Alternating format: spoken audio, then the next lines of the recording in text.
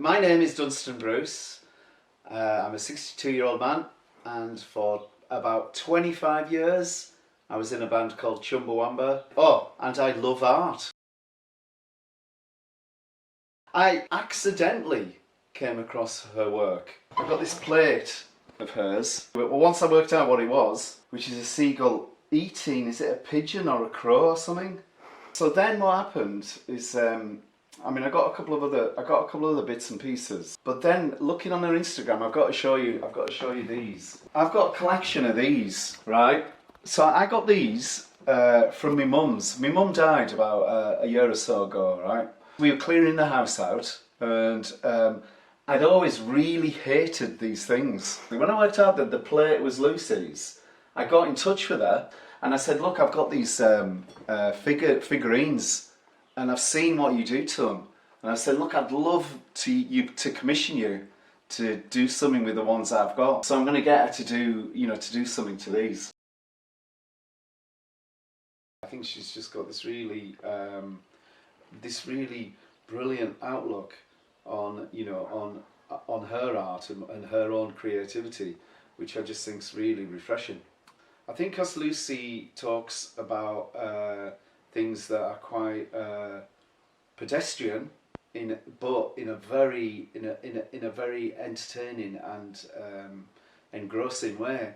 I think that sucks you in. Using humour to make a point. When Chumbawamba first started, we were really angry about the world.